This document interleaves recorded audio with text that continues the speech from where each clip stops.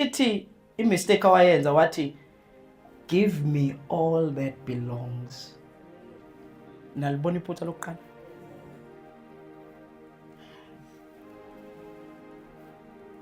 Uthi uNkulunkulu mayikhuluma noMose uthi Mose ngicela ungitshengise inkazimulo. Angithi show me your glory. Uthi akekho ongangibona aphile. Uthi kodwa there's an opening lapha engizokufaka khona kuleya cave so that you will see my back when I pass through, but you will not see my face. Lalelani, umate ufuna ukubona inkazimulo, ufuna ukubona the beauty of God, because God is beauty. Ningilalela?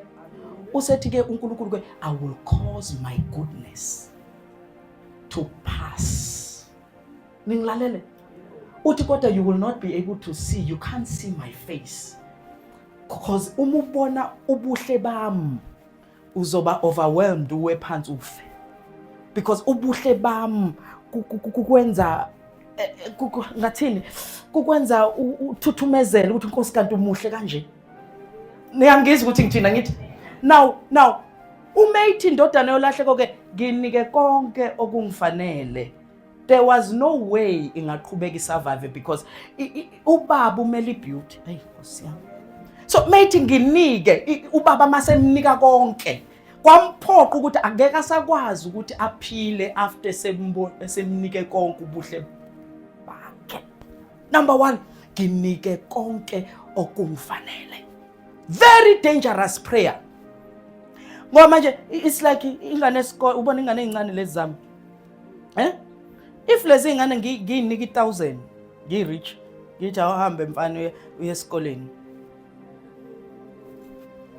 Yabona ichaos engenzeka esikoleni, ngingaze ngibize othisha. Kuthiwa wenza ichaos. Unganika ingane ezincane 1000. Singafika lapha I want this. Itshela abangani bakho zana. Ngicela lokho. Baze babe bangayi esikoleni, bayingayi eklasini. Babhizi bayakhetha. Amaphakethe agcwele manje 1000. Kanti manje uthi ubaba kusayilona 1000 lakho kodwa ngizokunika ngo2 rand. Hayi bayayizwa lento engisho. Ngizolokho ngithi nawo umkhero.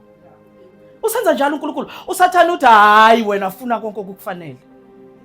Ungakabi matured. Kunemthandazo nje fanele imbonga uNkulunkulu ukuthi akaniphendulanga last year.